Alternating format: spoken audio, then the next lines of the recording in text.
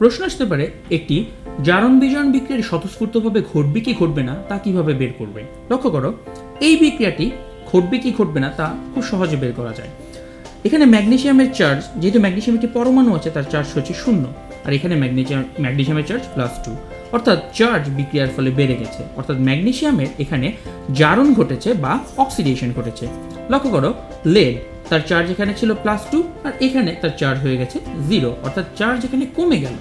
Charge কমে যাওয়াটা হচ্ছে বিজারণ প্রক্রিয়া বা রিডাকশন।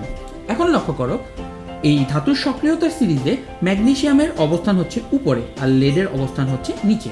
আমরা জানি যে উপরে থাকে তার জারণ বা অক্সিডেশন ঘটবে, যে নিচে থাকে তার বিজারণ বা রিডাকশন ঘটবে। অর্থাৎ আমাদের বিক্রিয়ার জারণ বিজারণ এবং এই সারণীর জারণ বিজারণ জিনিসটা ম্যাচ করেছে, তাহলে অ্যান্সার হবে ইয়েস, এই বিক্রিয়াটি ঘটবে।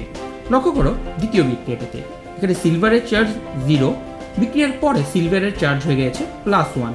এখানে +1 বোঝার সহজ উপায় হচ্ছে এখানে ক্লোরিন হচ্ছে -1, তাহলে সিলভারের চার্জ হবে +1, কারণ এই দুটো যোগ করলে চার্জ হয়ে যেতে হবে 0।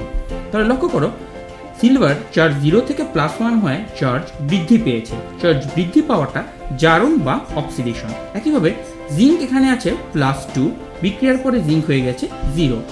এখন জিঙ্কের চার্জ +2 থেকে 0 হওয়ায় চার্জ কমে গেল, অর্থাৎ এটি হচ্ছে বিজারণ বা রিডাকশন।